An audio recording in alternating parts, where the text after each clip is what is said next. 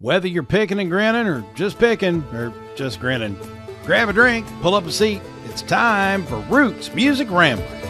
Turn it up.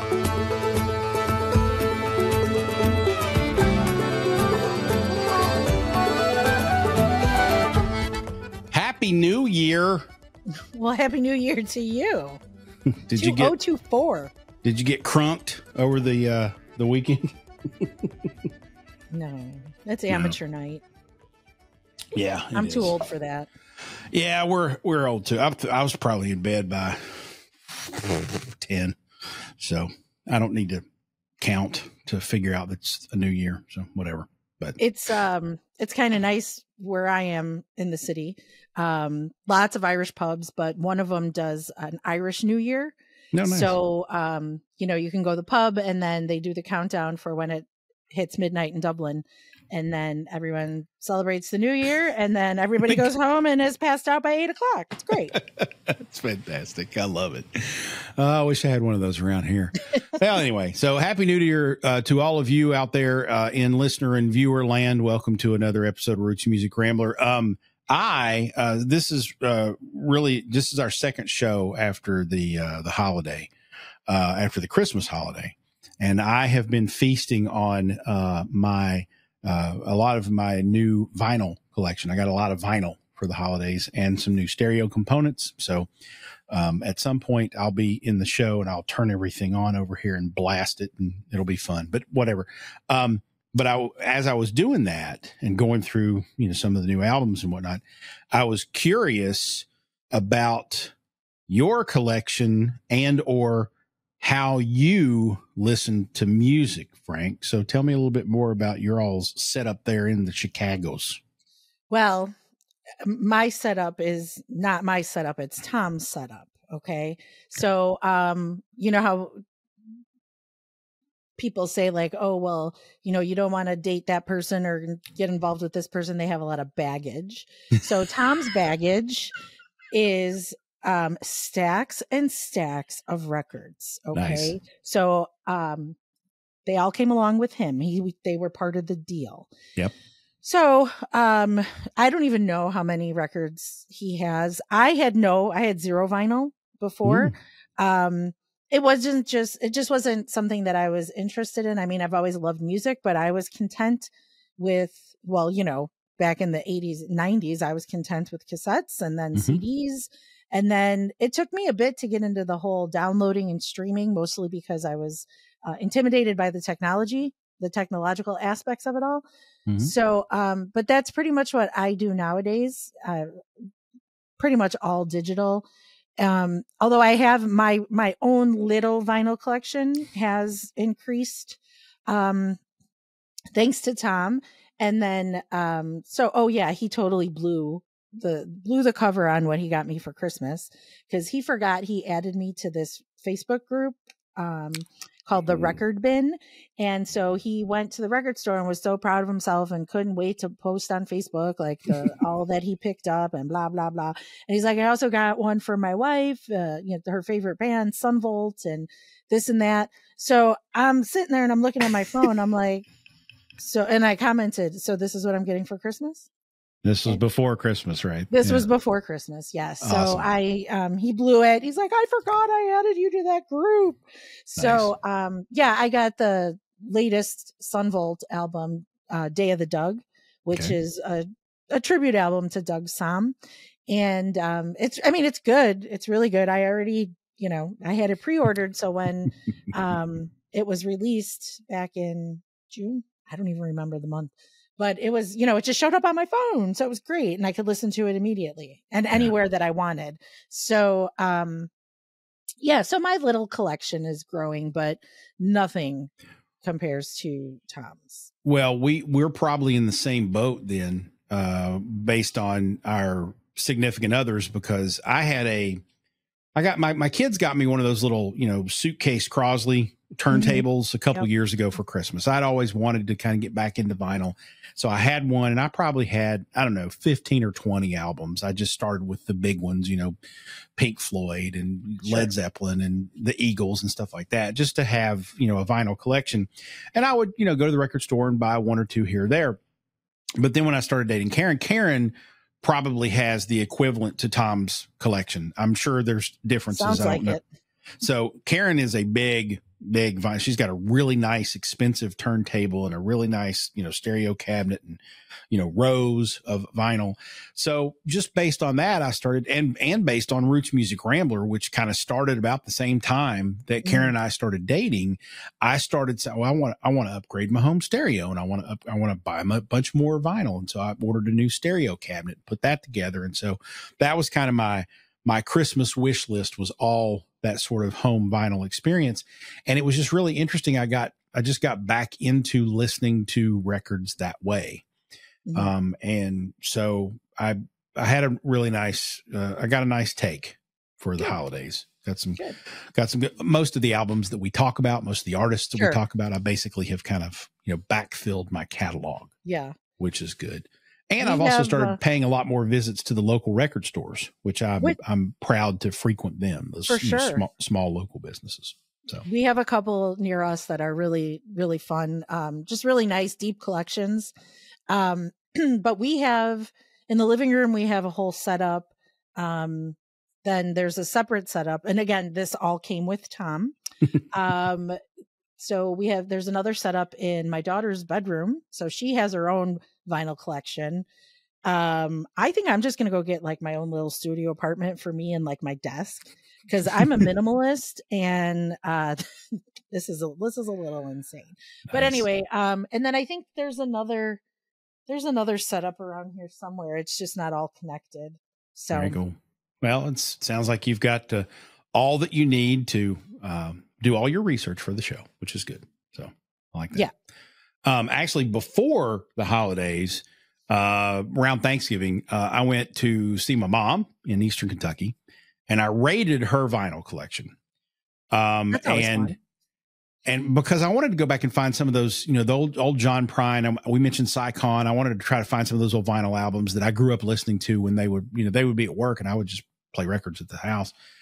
So I found, several of those. She also had my grandmother's vinyl collection. So she had like Floyd Kramer and a bunch of Reader's Digest, big, 4-album set bound things. And she had like the Oklahoma soundtrack from 1968 or something, the Broadway show. Wow. Yeah. And it was still sealed.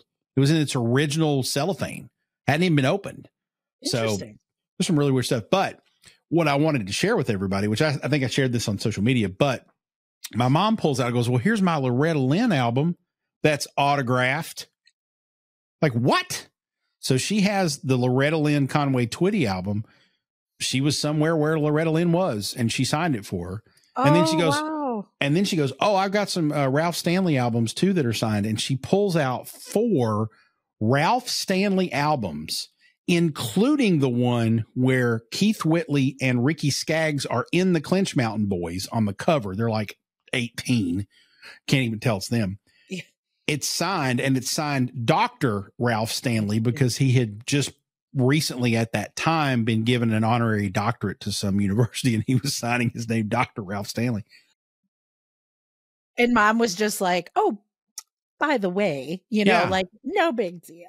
Yeah, she's like, oh, yeah, I got these 4 Ralph Stanley albums autographed. Like 4 signed Ralph Stanley. Are you crazy? So my mom has this just interesting collection. So I took all the Ralph Stanleys. I left her with the Loretta Lynn. She can hold on to that, but sure, I'm obviously going to scavenge that when the time comes. But I ended up taking all of her Willie Nelson albums. She had all the Willie Nelson albums, and she had Willie Nelson's Christmas album. So I got to hear Pretty Paper again, which I hadn't heard in 30 years. I don't know that one. So yeah, I had a good raid of Mom's vinyl collection when I went home. Did you find any K-Tel records? Ooh, you remember those? I do remember those. I don't know if any of them are K-Tel, but I'm going to go back and look now, because I bet there probably were some. I remember probably not like that every I grabbed, time but there was a new K-Tel, like I just felt, and I was barely a teenager. But I just felt like those offered a little bit of variety. You could like get a taste of a bunch of different things, right? Different artists and songs and stuff. So I always liked the K-Tel records. And then I do remember, the 8 tracks. Oh yeah. I also repossessed from my mother my Chipmunk Punk album. Thank you very much. Good stuff. Welcome to Roots Music Rambler. She's Frank. He's Falls. And we're rambling on through the stories behind the music we love. Today on the show, we talked to country artist Ashley Best. He's a singer-songwriter from Ohio who has a heck of a story.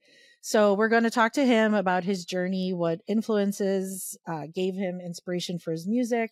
Yep. And that is, includes individuals and his own life experiences. Yeah, he's got one of those great stories of someone who started out going after a music career as a young man, then life got in the way. His first wife, unfortunately, passed away suddenly, left him as a widow with 2 young daughters, had some struggles with alcohol. He got remarried, became a dairy farmer, then the dairy business tanked.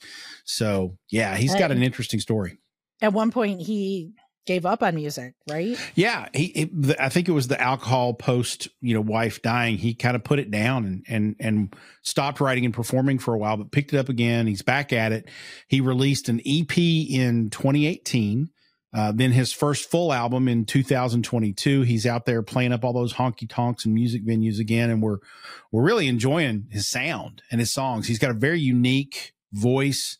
And he's a country artist, but he mixes in rockabilly. He mixes in a little bit of blues. He's got a really interesting sound and a really interesting voice. So, and his stories are relatable. They're very relatable. And you're going to love this interview. I mean, he really is a genuinely good dude. And so that's who we've got on the show today. And of course, we'll also share our weekly Pickin' the Grinnin', where we share our picks for whose music is making us grin the most this week. Might be new artists, might be old artists, but they'll all be good. And before we kick it all off, though, Jason Isbell has new teeth. What? I mean, goodness. Wait, first of all, disclosure. When I did not choose this shirt to wear for this episode because I knew we were going to be talking about this. This was not planned. Right, okay? Right. And for those of you that can't see the video, I'm wearing my very first Jason Isbell and the 400 unit t-shirt that I got probably 6-7 years ago. So yeah. So by the time this episode airs, this is a little old news. Yeah. But I'm thumbing through Instagram, a few weeks ago, right around the Thanksgiving holiday.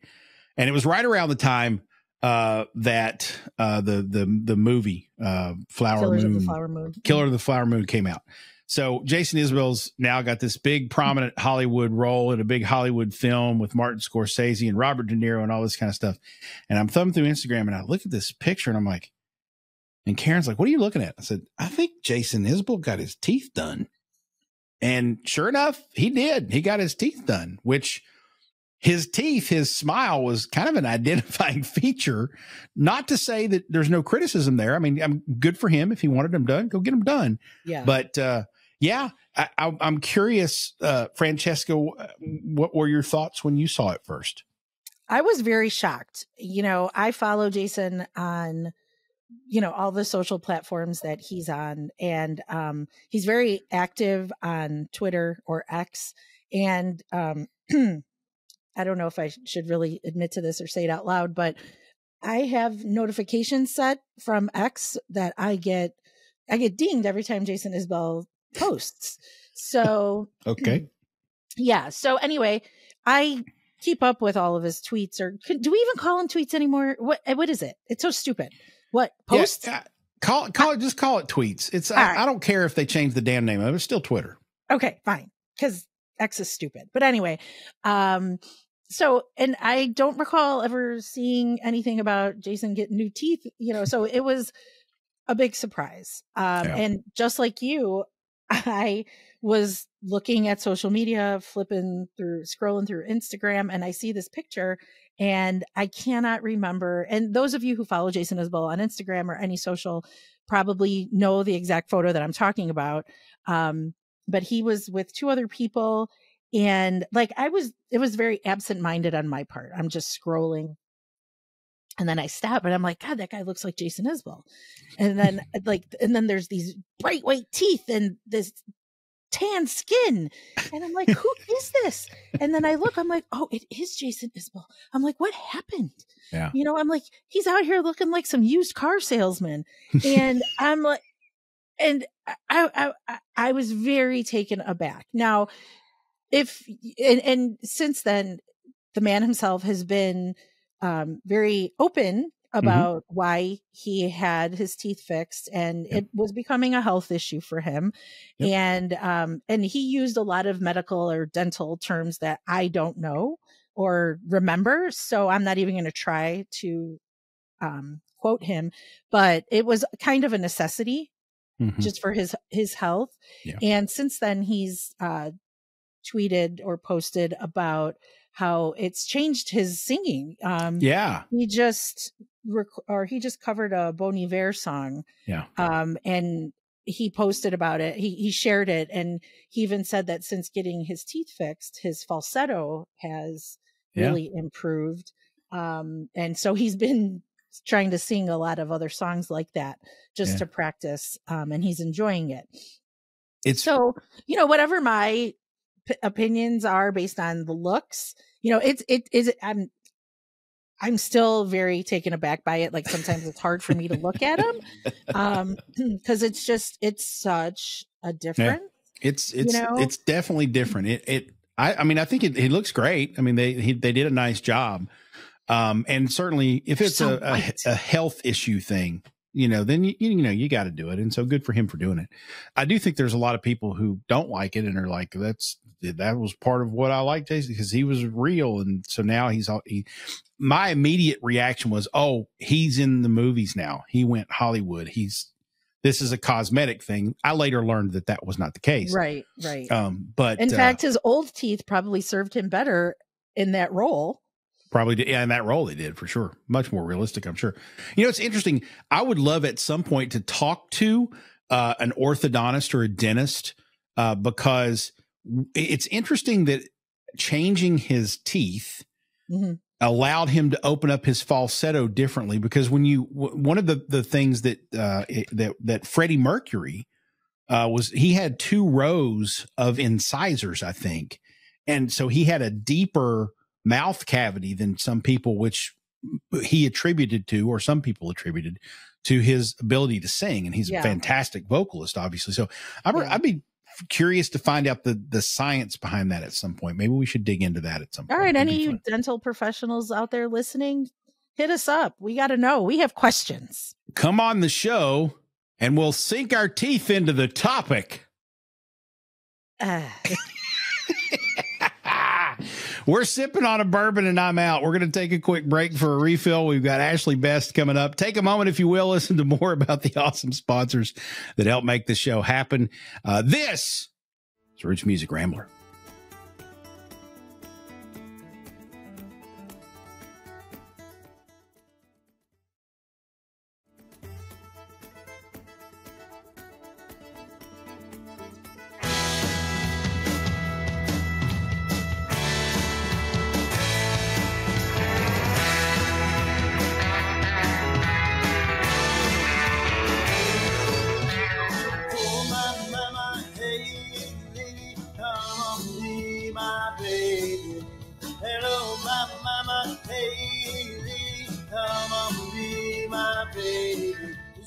That is Ashley Best, Oh My, from the album Something, which came out in 2022. But that's pretty poppin' tune right there. I feel like I need a cold beer to go with that. That's good stuff. Ashley joins us now on Roots Music Rambler. Ashley, welcome to the show, man. How you doing? Doing good. I'm doing good. Thanks for having me. I appreciate it. We're absolutely glad to have you. We've been binging on your stuff for the last few days just to kind of prepare and make sure we've heard everything. And I mean, I've been, turning it up and just, doing stuff around the house, listening to your music. And it's been fantastic. Same. We're glad to have you on the show. Thank you. Appreciate that. So anybody's bio who starts out, I'm a son of a coal miner, I immediately antenna go up and whatnot. 'Cause I'm from Eastern Kentucky. I'm not personally a son of a coal miner, but I know a lot of people who are. So tell us a little bit about where you're from and being the son of a coal miner and growing up in that world. Well, back in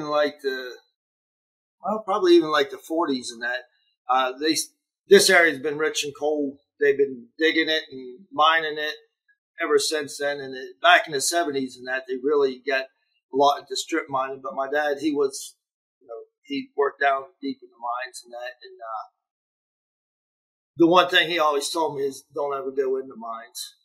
That was one thing that he told me don't ever do.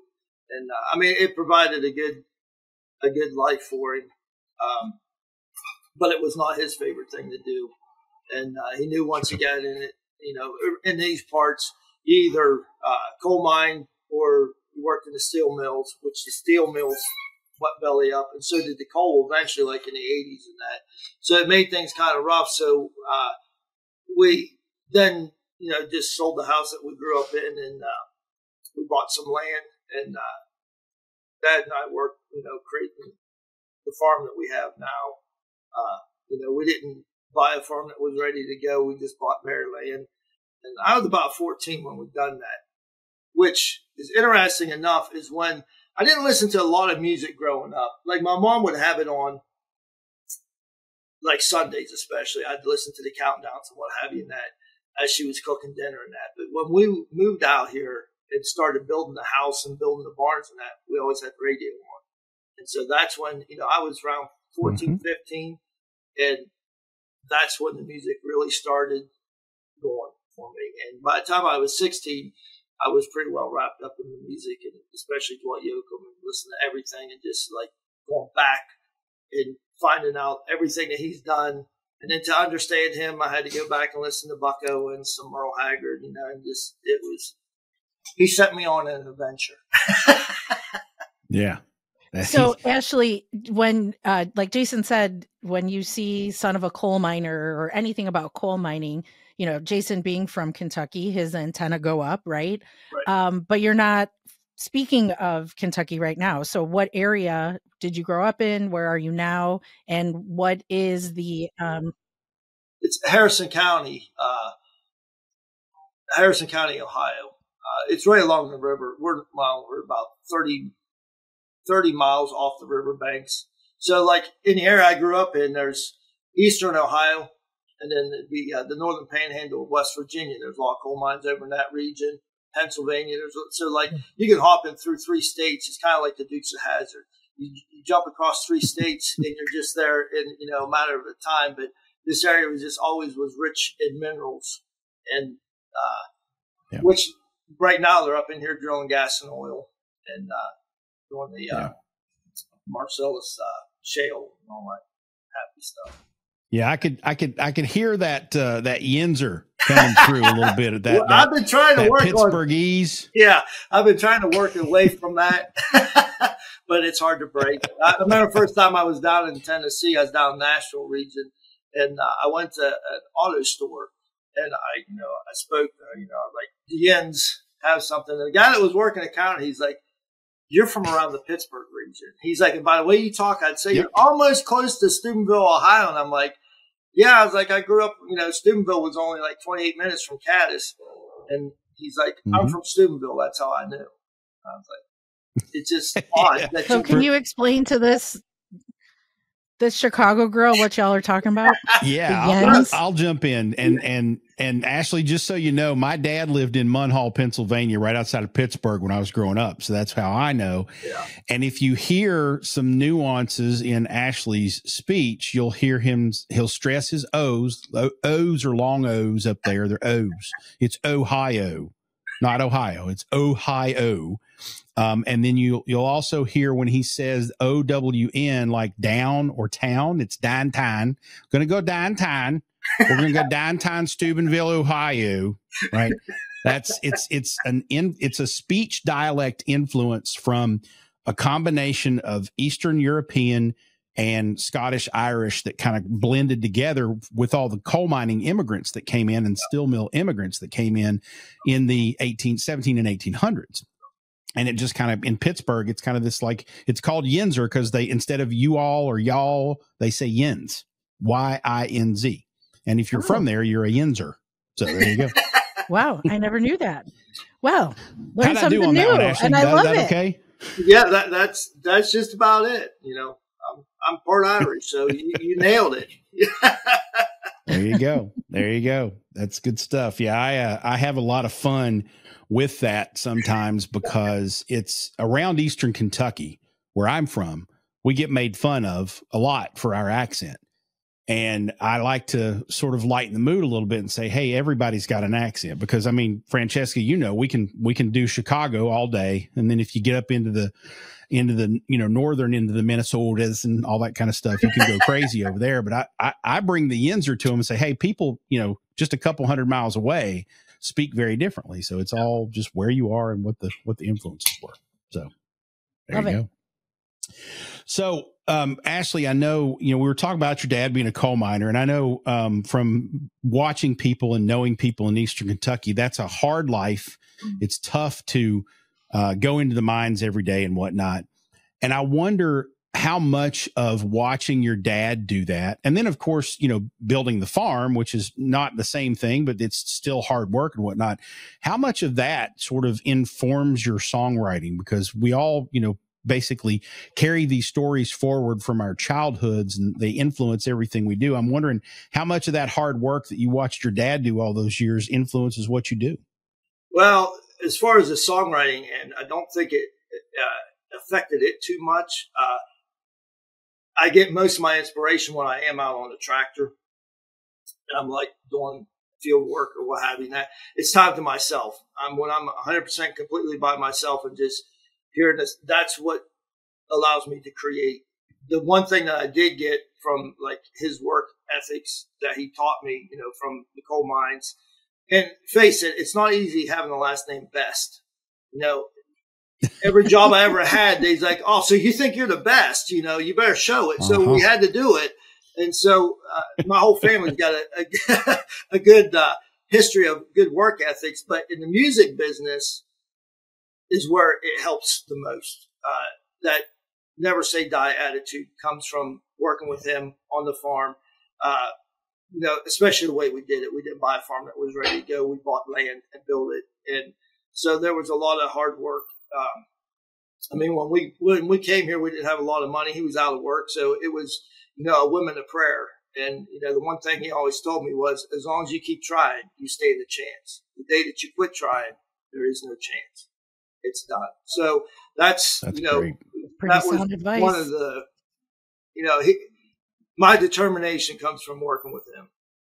So I read somewhere that you know, part of the instigation or the start, the genesis of music for you, that you listened to your grandpap Howell singing on a reel-to-reel recorder. Tell us that story. Yeah. So he passed away when I was like 4 years old. I remember him, but not a whole lot. So most of my memories, especially this time of year and around Thanksgiving and Christmas and what have you, that my mom had a reel-to-reel recorder. My dad had bought it for her. And my grandpa borrowed it several times as he was getting ready to do shows. He always had bands, and they would play in these small honky tonks that, you know, the coal miners went to. You know, they was honky tonks, you know, and their big goal was to get on the Capitol Music Hall, the Wheeling Jamboree down in West Virginia. That, you know, for this region, that was it. So he would borrow it, and he recorded, I think maybe like 10 songs on it, 5 songs, something like that. And cool. I listened to him just, you know, as a kid growing up. My mom would pull it out around holidays and that, and we would just listen to it over and over and over. And then as I got older, you know, I just kept listening to it over and over and over and trying to play along with him. My dad had got me a guitar when I was about, I think it was 15 when he bought that guitar for me. And so as I was trying to learn how to play, I would listen to him.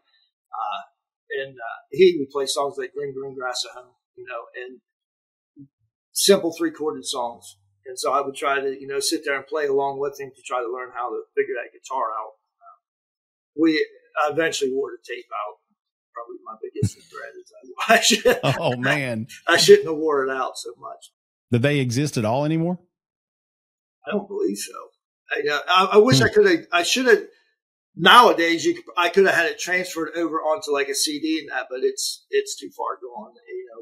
I tried it probably 10 years. That's too bad. Well, I mean, at least it taught you a little bit about playing music and inspired you to do that. That's an awesome connection. Yeah. So was he like a band? Did he have a band, or was it just him? Did he have a group of guys? Tell me a little bit more about him playing. He had a band.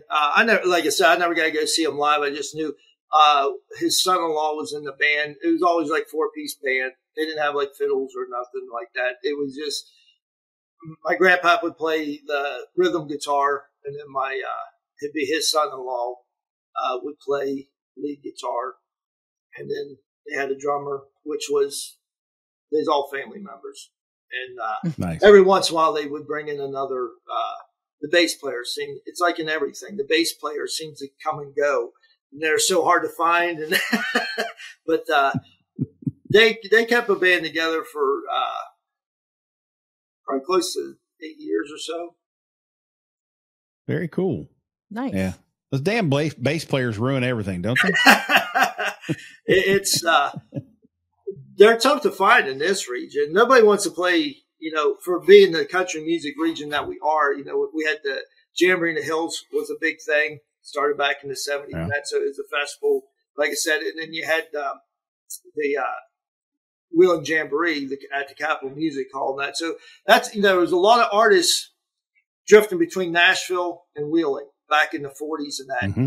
And, this area got settled with some of those artists that, never made it, but they settled in here around here because of the work of the steel mills and the coal mines and what have you. And that. So there's always been music around here, but it has faded away as far as the country music end of it. It's right now. It's just it's not an easy area to be an original artist. Cover bands do, it's a cover band and a tribute band region right now, unfortunately. Well, maybe things might be about to change at least for the bass players in the region, because I'm pretty sure I can't remember his name off the top of my head, but Tyler Childers' bass player's from Pittsburgh. So you got Craig? That's Craig. Yes, Craig is from Pittsburgh. Pretty sure. Craig with the great hair.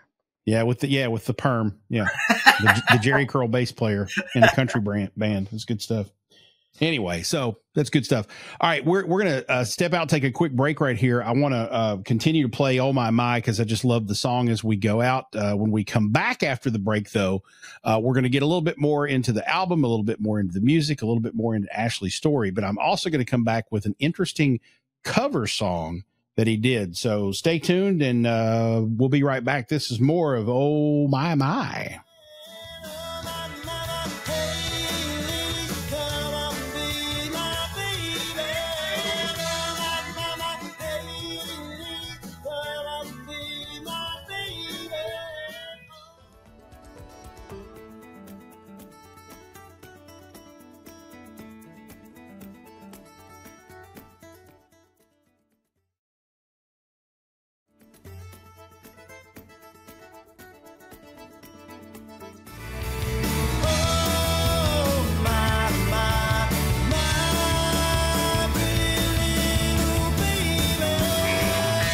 Awesome. Good stuff. That's a great song, man. Thank you. It was going to be our next release. We're having a little issues. I wanted to do a video for it, and I'm having a time finding a videographer that's willing to do what I want to do with the song because of where it came from. Okay. It was funny, like when we went in the studio to record it, Roger Horde was a guitar player on that album, and locally he's like our Chet Atkins. He played the Wheeling Jamboree, he played the Jamboree in the Hills and all that, and he literally played with Chet Atkins. I mean, the dude's just awesome. So like he's always worked on my material. I go in and do the rough drafting, and he polishes it all up and makes it what it is. And when we started working on that song, I stopped him about, they didn't even get into the first verse hard. And I stopped him. I was like, that's not it. And he's like, what do you mean? I was like, that's not it. So just luckily the drummer that we had that day, I said, let me tell you how this song came about, and maybe you can then derive how the music should go. So I'm like, I used to be a bouncer for a short period of time at a strip club in Weirton. And this older gentleman was infatuated with this one certain stripper. And like, he would pay no attention to nobody else except for her. When she came up on stage, he sat down and he would just, that's the only time he paid attention. And then when she was off, he went back to the bar and never paid attention to nobody else. That's where the song came from. And the drummer on that album, he's like, I used to date a stripper. I got it. And he starts cutting into that rhythm. And I'm like, that's it. That's the rhythm I'm wanting. And then that's where it all came about. And we got done with it. And he's like, this doesn't sound real country. I'm like, I don't care what it sounds like. That's what it's supposed to be, because that's how it should sound. And so there you go. Thanks to Jason for being on the drums that day, that, dated a stripper, so he knew what he had that stripper experience. Yeah. Us guys named Jason like strip clubs. Yeah, we hang out in those a lot. Yeah. Talk about, that is the classic like roots of a song story, and where are the roots? At a strip club. Perfect. There you go. That's a perfect. Am I safe in assuming that the problem you're having with the videographer is you want to shoot it in a strip club? It doesn't necessarily have to be shot in the strip club, but I found a place where we can turn it into a strip club for like that. And nobody wants to shoot it. And I thought, I was hesitant. I was hesitant myself because, like I told him, I was like, I don't want the lady to actually strip down, just be more of like an exotic dancer thing, but burlesque kind of style. There you go. But there you go. I can't seem to get anybody interested in doing it. And, I told him, it's like, they're worried about how they will be perceived. I was like, I should be more worried than anybody else, because I put the song out there, but now I'm trying to give people a visual of what the song actually was. And so, it could be suicide on my part, but, keep plugging at it. Somebody will do it. Yeah. Well, yeah. And then when this episode airs, if you haven't found a videographer by then, there might be someone out there listening and be like, somebody out there that, how should I say, other than have a set of balls and do it? Because I think it'll go, tastefully done. It will go over really well. Sure. It doesn't have to be trashy. It can be artsy I was just trying to get it shot in the meaning of how the song came about. As a songwriter, I knew what the song was about. I knew how I wanted, that song right there was an easy visual for me, because which like most of my songs, I've lived them, I write from experience. So it's, it was one of the videos I've always looked forward to making. Well, all right, videographers out there, please help Ashley out. All right. Exactly. The man wants to make this video. Please. Exactly. So Ashley, your story is an interesting ebb and flow roller coaster ride.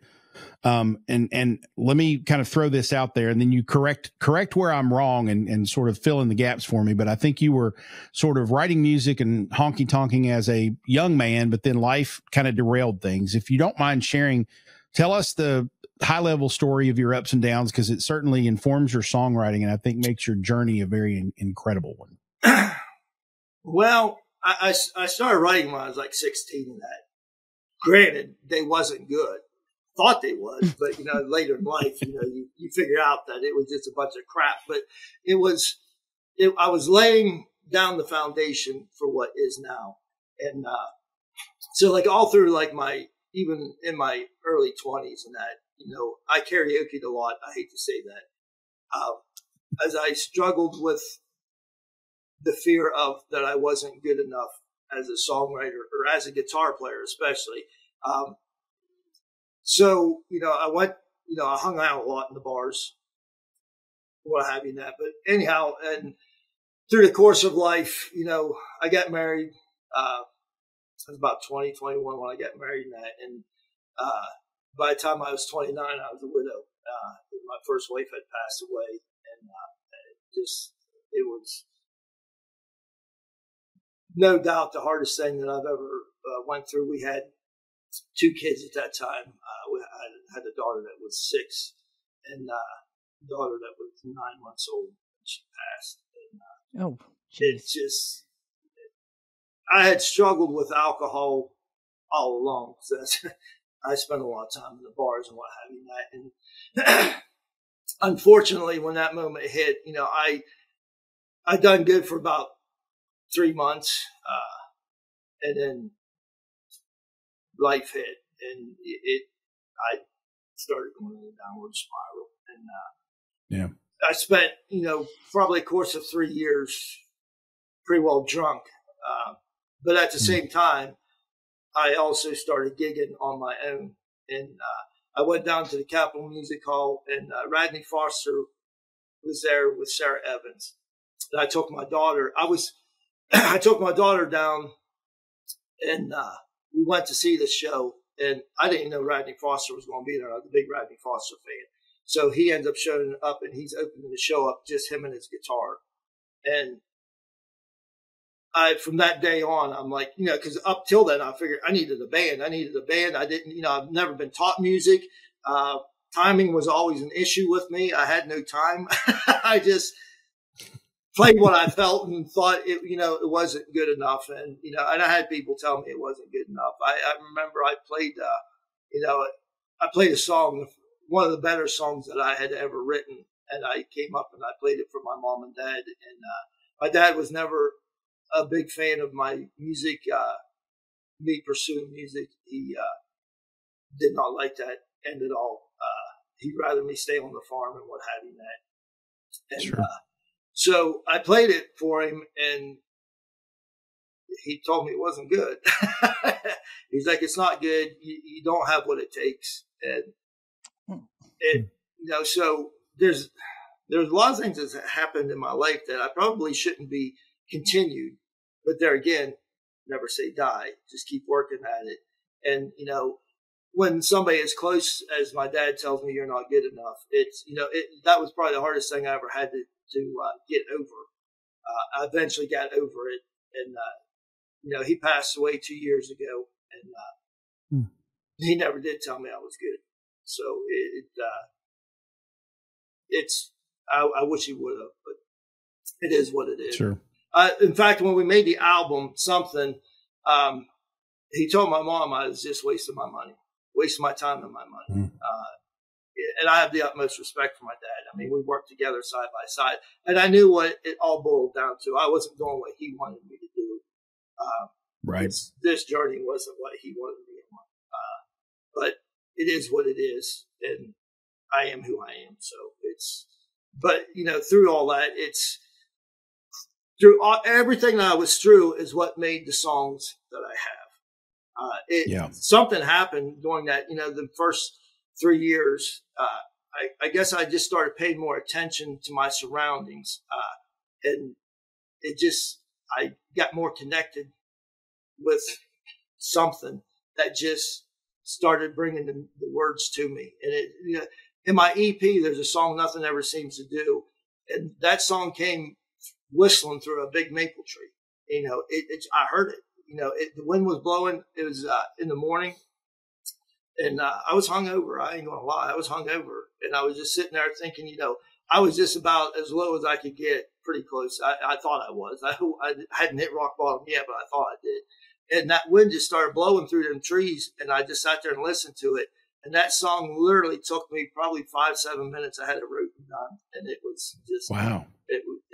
It was coming through that tree. And as I say, just things like that happen. And, I don't know why, but I'm glad I got connected with whatever it was that has, made me sure to where I am at now. Giving you the encouragement to keep going. For sure. Well, it sounds like despite the your father's, I guess, disapproval of what you were doing, you still took his advice and used it in your favor, right? Never say die, never quit, Right. keep going. Right. So in that respect, I would imagine he's very, very proud of what you've done. I'm pretty sure he was. He just never liked to admit it. Sure. Well, I know how that goes too. Yeah. He was very old school. I was the youngest of 4 kids. So, he was, I think, 36, 37 when I was born. So, and I spent more time with him growing up, by the time I was in my teens, and I spent a lot of time with him. So I was being mentored by, I'm like 15, 16, and he's, pushing in his 50s and that. So he was a wise man. I will say that. He got my music wrong. Well, I know it's good. Well, it's, I think it's pretty clear you've taken the good things from him and used those to build your career. And I'm sure he's looking down and awfully proud of you. I'm really curious, after, when you mentioned hitting rock bottom, what was it that pulled you out of that? What was it that got you back on track? There's a couple things. One, I was tired of where I was at. I had went down to Nashville for probably about a month. I needed to get away from the area I was in. You get tied up in you're running with the wrong crowd, basically. And doing country music in bars, you get this persona, like Hank Williams done it, everybody has done it, and so, and there was also, as I'm writing, I'm half drunk. So I'm afraid if I stop drinking, that I'll stop writing. Mm. And so, but it got bad. It was, I was in a small town, done a gig. And by the end of that night, I'm sitting on the street with 2 beers in my hands, passed out, sitting up. And, the cops pull over and he's like, are you all right? And I'm like, I look at each beer and I'm like, I didn't spill them. I'm good. So that was rock bottom. I remember going home. I looked in the mirror and I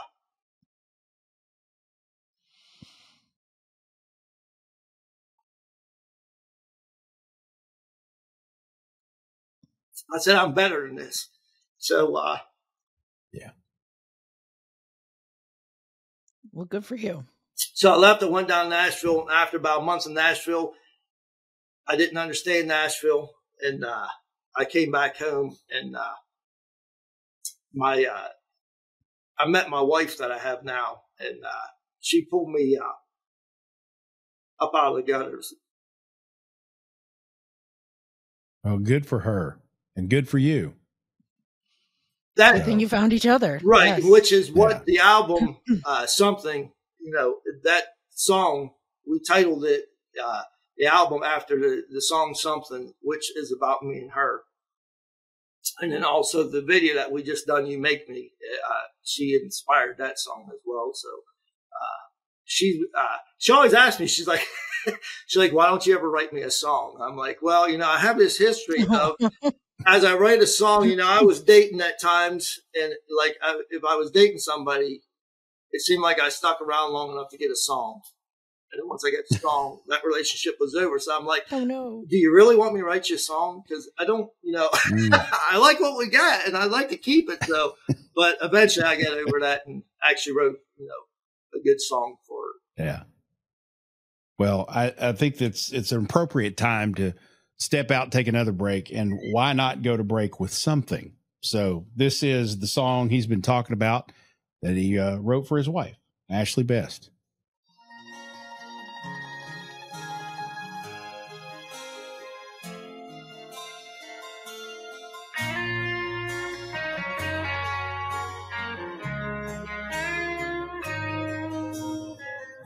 I was a drifter, I was a drinker, I wasn't looking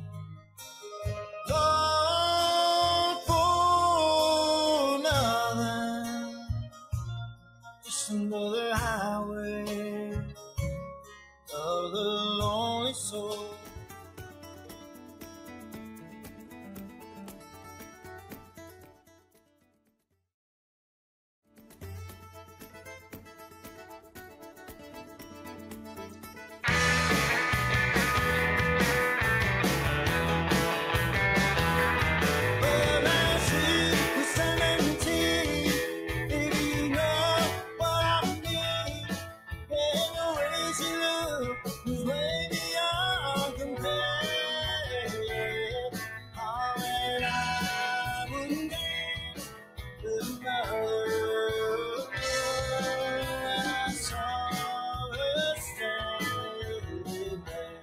How about that? Like a rockabilly cowboy punk version of a Beatles song. I saw her standing there by Ashley Best. That'll get you up and moving around the bar. I would imagine.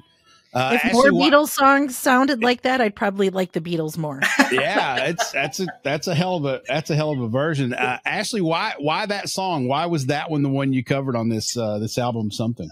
Growing up, my brothers and sisters, they had 45 albums, and a lot of them.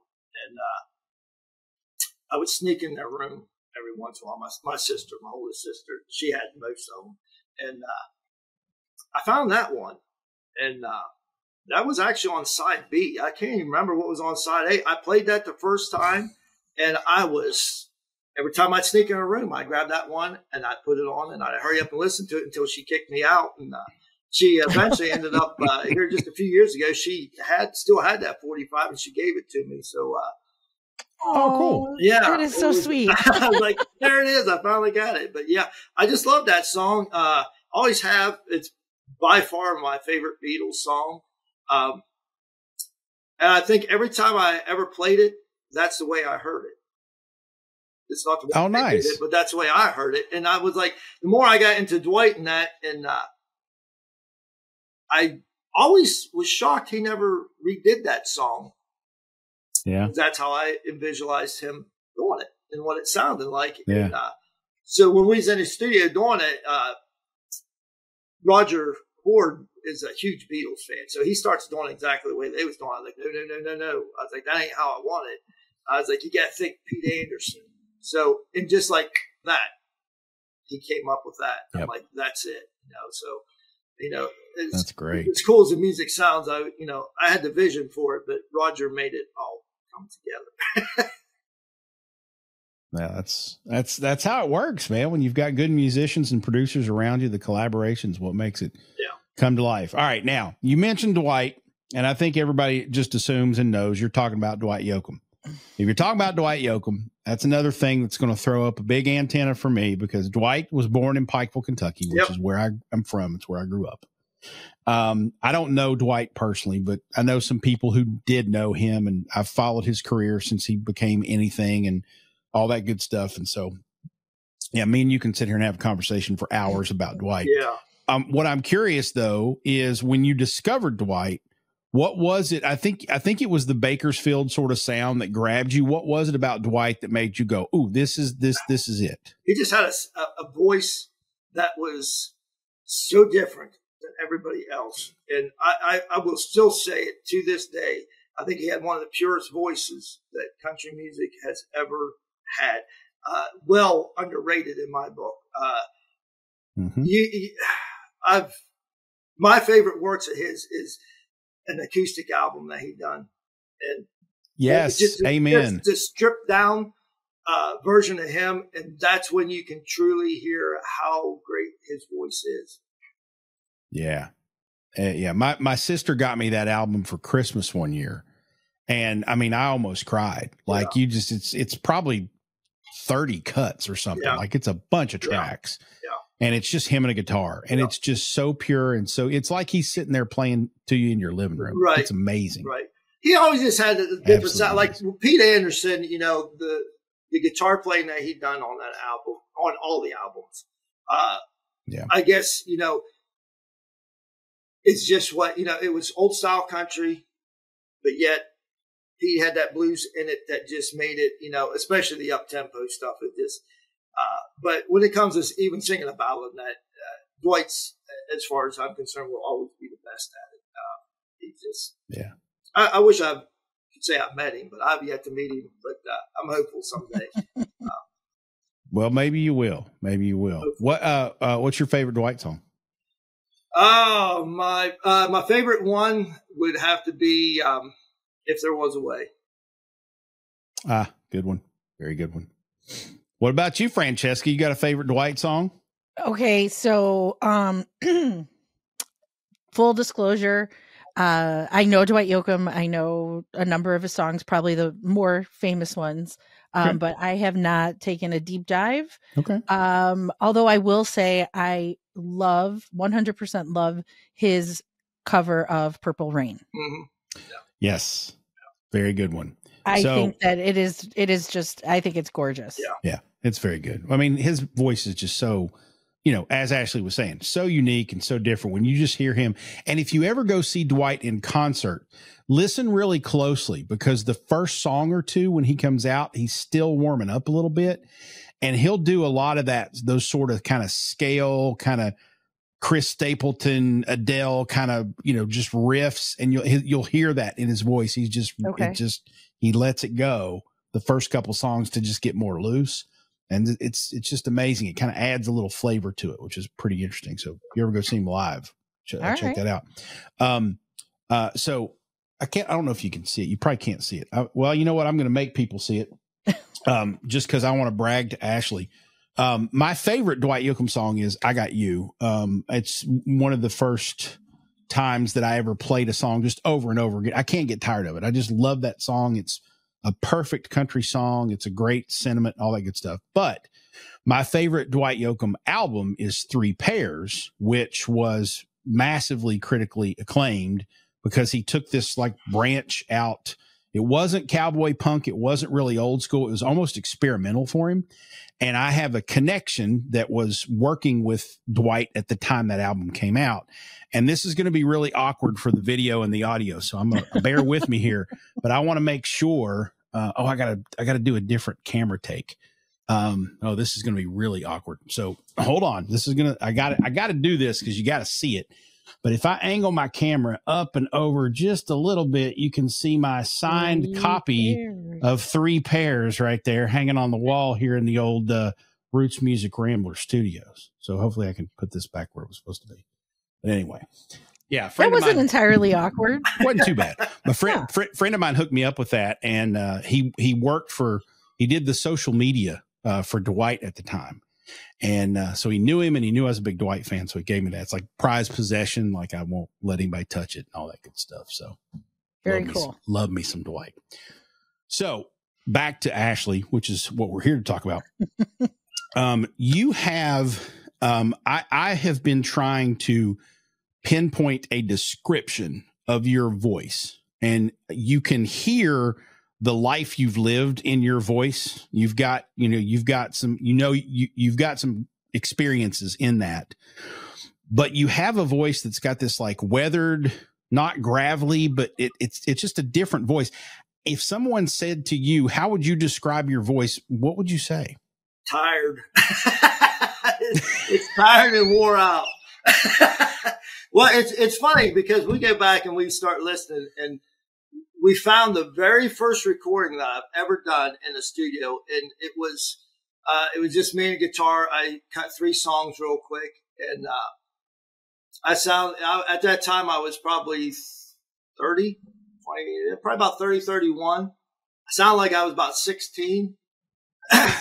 We do the EP, and then we do the album.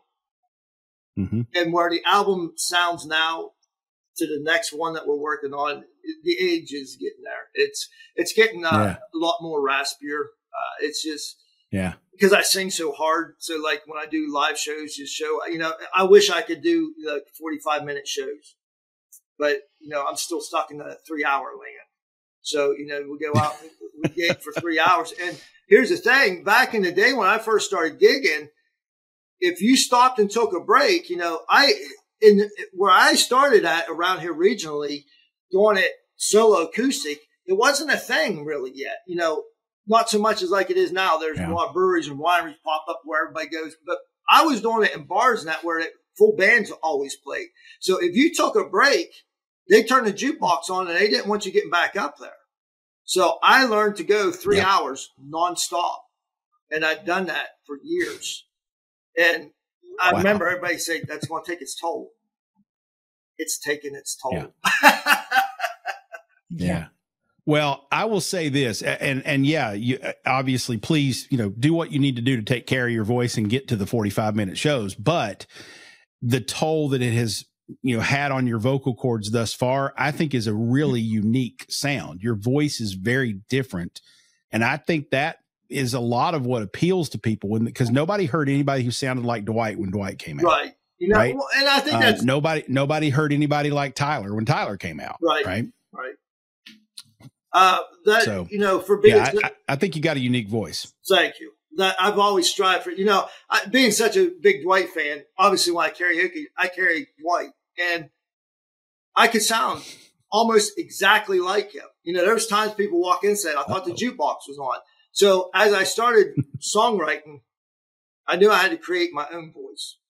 And so, through the process of not, the one thing that's different, whenever you create a song, it's never been sung before. So you don't know when it's right. And the hardest thing is when you write a new song, I usually have the guitar open E and I play it. And then I start cabling down, working my way till I can get it into a spot that I'm comfortable singing. But it wreaks havoc on your vocal cords trying to figure out how a song that's never been sung should sound. Sure. Well, it's That's part of the magic and part of the craft, Yeah. So good for you. Great insight. And I think like Jason said, the weathered tone or the weathered characteristic of your voice, it really adds to the storytelling too. Mm-hmm. Like it adds a little more gravity to your lived experience. Well, makes you sound believable. Well, relatable. Right. Yeah. That's what I like about songwriting and being the singer of the songs that I write. I knew what I felt that caused me to write that song. So therefore I feel like I can deliver it when I'm singing it. It's one of the things that I think in mainstream country music that they got out right now that is lacking outside of Chris Stapleton, he's got a voice that's just like, mm-hmm. It's there, but I listen to a lot of songs that just they don't have the delivery like they used to. They're singing words. They're not feeling it. And it is coming out that way. We could go on some really big tangents on this topic, but probably part of it is that, a number of those songs that these artists are recording were written by other people. Right. Right. So they don't have that connection to the words and to the story and to the experience like you do. Right. Yeah. If you've got a voice like, a goddess or a god, okay, you're good. But if you don't, and you're not writing your own stuff, that's tough. It's tough to break through. It is. It's tough to break through when you're writing your own stuff and singing your own stuff. It's still tough to break through. That's true. Well, luckily there are people like Jason and me who prefer the singer-songwriter. We appreciate the craft and the talent and all of the stuff that goes into making your own music. And believe me, I appreciate you guys because it's been a tough road. I mean, there's no other way to sugarcoat it. It's been tough. For sure. It always is, but it's no matter what the payoff is, it always seems worth it. When I talk to people who have been doing it for 20, 30 years, they're like, man, I've never made a dime really. I, don't have health care. I still play 4 gigs a week. I freaking love it. Yeah. Like it's just a passion that you can't let go of. And those are that's the fabric of the industry right there. Right. So I love it. Now, you mentioned you had, you're working on, I think, a new album. Tell us a little bit about that so people have got a little tease and something to look forward to. Well, I wrote it probably most of it throughout the whole last year. And had a lot, I was gigging a lot in that and working with the band and everything. But I had a lot of time to myself. I gave up my day job and just started diving more into the business end of getting us booked and what have you. That. So one of the first gigs I ever did was at a county fair. And just by luck that day, Jack Ingram he was out of Texas, but he had been signed MCA or somebody or another. So he was at that county fair, and I broke my pick, the only pick I brought. And so like him and his band's up at the 4-H kitchen, and somebody goes up and says, "Hey, this guy needs a pick." And he comes out and gives me a pick. And he's like, so I finished it. He's like, "Come hang out with me when you're done." So I do. He done his show. I went and hung out with him, and I says, "What's the one key to this business?" He says, "Keep on keeping on." So the title of the album, this next is "Keep On Keeping On." I wrote that song, and it's just where I'm at. There hasn't been a whole lot that has happened that says I should, but I'm going to, because it's who I am. So there's a lot, and again, it's a melting pot of sounds. But we got some songs on there that will sound, it'll take you like down into Texas kind of swing. It's a blues swing, as I've been told. And then we got some that are just, they're, rocked up, that would put you more in mind, like "Oh My My" that we've done. But, and I just cut a solo one. It's just me and the guitar, and it's, more of a ballad type, which just speaks about where I'm at in my career right now. Nice. Well, we're looking forward to it, and we really appreciate you coming on the show. Give people a quick point. Where can they find you on their interwebs? AshleyBestMusic.com. That's my website. AshleyBestCountryMusic.com, I should say. Facebook, look me up. Instagram, TikTok. Unfortunately, I hate TikTok, but YouTube. We're right there with you. Yeah, they keep telling me you gotta use TikTok more, and I'm like, I don't like it, but YouTube, we're trying to utilize it more with our channel that we have up there. So just look up Ashley Best, and look, I'm not a girl, obviously. I'm a guy. Got the beard. Look for the bearded Ashley Best, and that's where you'll find me. There you go. That's a great way to put it. And Spotify too, and right? Spotify, yes. Spotify, where they take the music, and let's not go there. That's another episode. That is. And of course, we'll make sure that we link to all that in the show notes, including I'm going to play one more song to play us out here, Ashley. This is from the EP, which came out in, I believe, 2018. And when I heard this song, I was like, oh man, like Monday Night Football should like license that and use it as a theme music or something. This is called Cowboy, Ashley Best on Roots Music Rambler.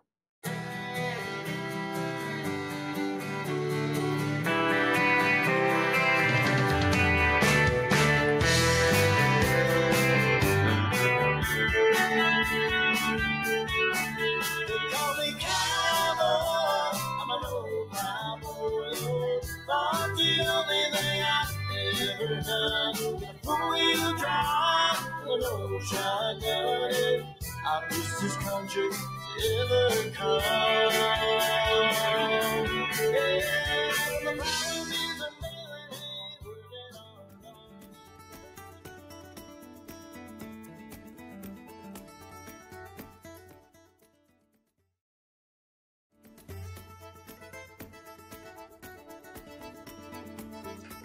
Welcome back to Roots Music Rambler. Great conversation there with Ashley Best. All those links to all of his stuff are in the show notes. Make sure you go and check him out, do some downloads, watch for that new album. Just fun conversation. And he's got just a great story, great journey. And that was a lot of fun. And it was fun, but also it was kind of moving. Yeah.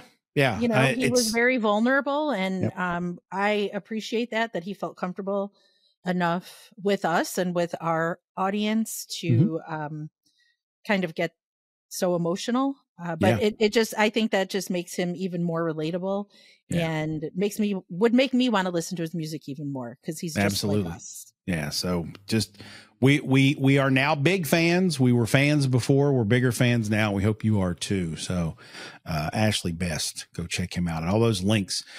It is time for the picking the grinning segment of the program, where we tell you who's making us grin, who we've been listening to. Maybe we've found a new artist. Maybe we're just listening to somebody we haven't listened to in a while, or maybe we went to see somebody live or whatever. So I'm going to start out by asking Frank, what have you been listening to lately? And then I have kind of a special list to go over here of what I've been listening to. But what you found? List. What's making you grin this week?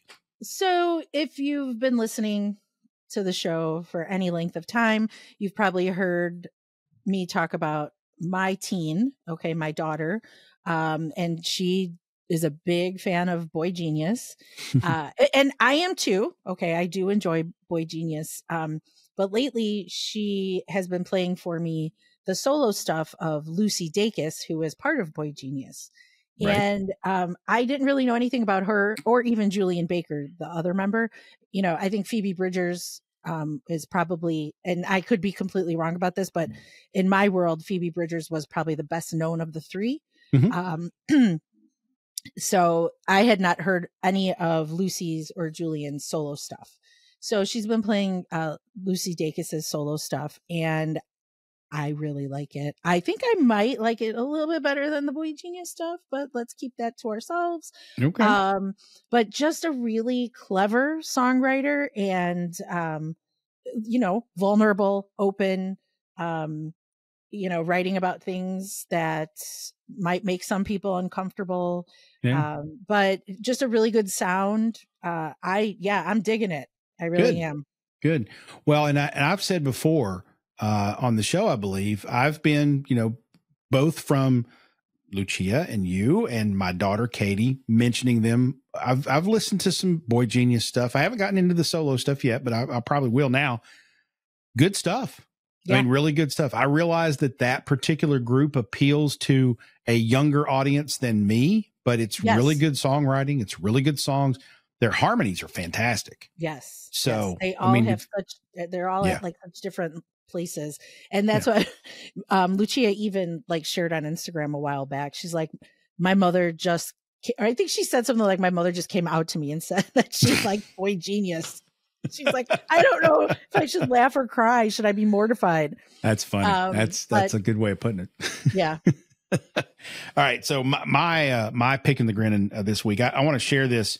I am a supporter of public media. Have been for a long time. I have actually Louisville Public Media, which has WFPK, which is the station that plays the music, and then they have WFPL where they have news, and they also have a classic station here in Louisville. I donate to them regularly. I would encourage everybody else to as well. Your local public media folks depend on subscriptions and whatnot to stay in business, and that's where you can often find some of the music we talk about here. You're not going to hear a lot of this stuff on mainstream radio. And so your local public station that plays Americana or maybe has a bluegrass show on the weekend or whatnot, definitely get out and support those folks. I've been a supporter of Louisville Public Media, WFPK here in Louisville for a while. I actually served on an advisory board for them once upon a time too. So I kind of got to know a couple of the people there. But they are 91.9 FM in Louisville, and they did the 91.9 top albums of 2023. And it was a listener driven. You went and filled out your top 5 and they compiled all the votes and everything. And I voted for 4 albums that I think a lot of people would have voted for. All 4 of them wound up on the list. The other album that I voted for was Nathan Graham, because I wanted to make sure he got a vote. He did not, unfortunately, make the top 91.9, but he got a vote. I've also emailed Louisville. Well, I've also emailed some folks at WFPK to say, hey, Nathan, you need to pay attention to this Nathan Graham cat. So we'll hopefully get him some airtime there. Anyway, so they came out with this top list, and I don't think the top 3 would surprise anyone. Top albums of 2023. Now, this is not necessarily, this is not necessarily the Americana genre, because they play a little bit of everything. They'll play rock, they'll play some hip hop, they'll play some country, they'll play some bluegrass, they play a little bit of everything. Okay. So I guess in a broad sense, it's the Americana, sort of genre. But it's a public media station. They play a lot of independent stuff. If you had to guess, top 3 albums of 2023. What would your guesses be? And I'll tell you where they are on the list. Well, definitely Weather Vanes, Jason Isbell. Number one. No one. Kidding. Okay. And this was not planned. We did not talk about this ahead of time. She's not seen this list. And I wouldn't think very many people would pick anything over that as the best album this year. And I don't even know that would make my personal list, but that's a whole other story. It's okay. And it's one of the ones I voted for, but yes, it's number 1, Jason Isbell and the 400 unit Weather Vanes. What else you got? Oh, geez. Of course, now I'm on the spot, right? When I can't, my mind, I'm drawing a blank. Oh, geez. I'm going to be very disappointed if you don't get one of them. Maybe both of them. Oh, Tyler Childers, Rustin' in the Rain. Number 3. Okay. But see, part of my problem too is that like I know what's good and what's new-ish, but I don't know if they've actually been released this year or in years prior. So, because I don't have the brain capacity for all of that, all those facts. I don't know. Let's not waste any more time. Why don't you just give it up? Number 2, Boy Genius, the record. So, see, okay, like I thought that came out ages ago. No, it came out earlier this year, so it's a 2023 record. But Boy Genius, the record is number 2. And here's what's funny. Boy Genius is also the 0.9 on the list because the last entry, the 91.9 on the list, was their EP, The Rest. So that's where they got the 0.9. They just did an EP, and I thought that was clever. I was wondering how they were going to work that out, but okay. All right, so after Jason Isbell and the 400 unit Weather Vanes, Boy Genius the record, Tyler Childers, Rustin' in the Rain, here's the rest of the top 10. Number 4, Olivia Rodrigo with Guts, which I've heard several songs from that album. That's one of Katie's favorites, and she's good. I like her. Cousin by Wilco is number 5. Oh yeah. The Rolling Stones Hackney Diamonds is number 6. I haven't heard it yet, but it's the Rolling Stones. Right. The National, First 2 Pages of Frankenstein, is number 7. Lana Del Rey, Did You Know That There's a Tunnel Under Ocean Boulevard, is number 8. I'm going to screw this up, and I'm sorry because I don't know who this is, so I'm not going to pronounce it right, but Joy Oladokun, Proof of Life. Oh, yes. Is that right? Yeah. Ola. No, I'm not even going to try. But I know exactly who you're talking about. Big fan. I like her. She does a song too with Noah Khan. Okay. She's number 9. And Mitski, The Land is Inhospitable and So Are We, is number 10. So quickly going through a few others that I think people on the show might be interested in. Margot Price is number 12. Queen of Stone Age is 14. Taylor Swift's 1989 Taylor's version is actually number 16. Let's see. Hozier, Unreal Unearth, is number 20. I'm going to miss a bunch that I'm sure people are very. Coulter Wall, number 29 with Little Songs. Brandy Clark, who is getting ready to come to Louisville in March with my boy Hayes Carl, is at number 32 with Brandy Clark, self-titled album. You got Ashley McBride on here. You've got The Kills. You've got Elle King at number 44 with her album this year. Slow Dive at 48. That's one of Karen's favorites. Amanda Shires and Bobby Nelson's album is number 51. So a really interesting list. We'll put a link to the full list in the show notes so you can see it. But, and by the way, Noah Khan, in case Lucia wants to know, Stick Season number 69 on the list, in case she needs to know that. She'll be interested. Yes. If there's any others. Old Crow Medicine Shows Jubilees number 84. I think that's one of the 4 I voted for. But anyway, really interesting list. And so what I've been doing is when they started the way that they announced it all over the course of, I think it was a day or two, they played on WFPK, they played like 3 or 4 cuts from each of the albums to announce, okay, here's 91.9, here's 91, here's 90, here's 89, etc. So I've been kind of going back through and listening to folks on this list that I hadn't heard, which is a really cool way to see what's new out there and stuff that I'm not aware of. Like there's one, your White Reaper, number 79 with Asking for a Ride. They're on here. So, and they're from Louisville. Yeah. So, I mean, just good stuff. Iggy Pop has an album out. I had no earthly idea. And they played a couple of cuts from it the other day. I was like, damn, Iggy Pop still sounds good. He's like 107. So at least. Yeah, that was where he looks 107. He may not be, but he looks 107 for sure. So anyway, WFPK 91.9 in Louisville. I'm a supporter of Louisville Public Media, and they did that list, and I thought it was a fantastic guide to say, okay, what did you miss this year? Let's go back and check that out. So I am looking forward to seeing the entire list. I think I will do like you said and just go through and listen to one at a time. Yep. For sure. Good stuff. So we'll put that link in the show notes so everybody else can follow along and do that. Of course, it's 2024 now. So as new albums come out, start writing down your favorites, and maybe you can either vote on their list, or maybe we'll do a poll or something this year and see what our listeners think of. Have you ever done that sort of thing, like on your own? You know, like, oh, my favorite songs of the year, or my favorite movies, or my favorite books, like anything. Have you ever done that? I actually wrote an article one time, what music means to me. Okay. And I think it's still published somewhere. If it is, I'll put a link to it in the show notes. It was kind of a half, like, here are all my favorite songs and all my favorite artists. And it was a half kind of a humor article. Like, I tried to be fun and funny with it. I may pull that out and share a little bit of that with folks on the show in a future episode.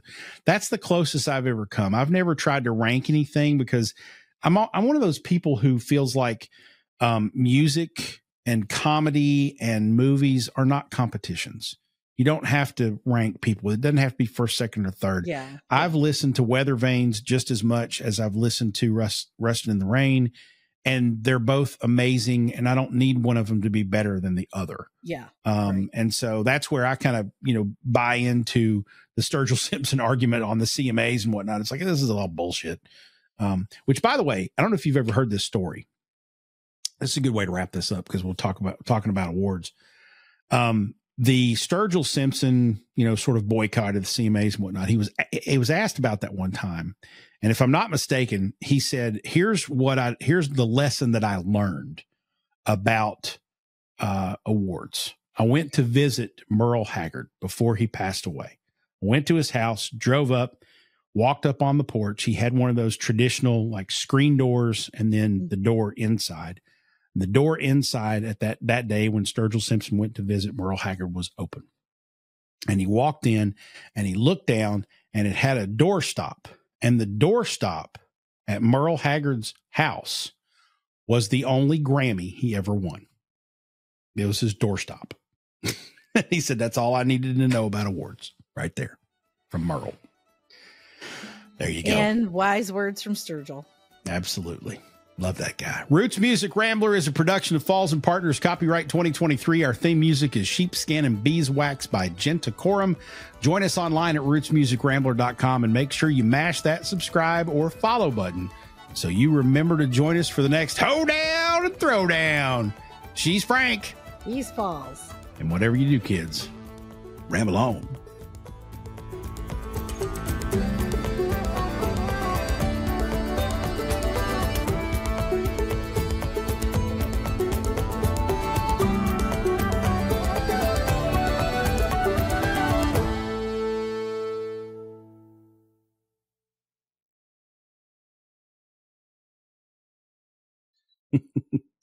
And you're the first person that's been on this show that's got a better beard than me. This is bullshit, man. Don't be jealous, man. It's all good. Even Nathan Graham. I'm tempted. I've got a pretty decent cowboy hat, not as good looking as yours. I got a pretty decent cowboy hat up here. I may pull that down and wear it at some point too. But anyway, all right.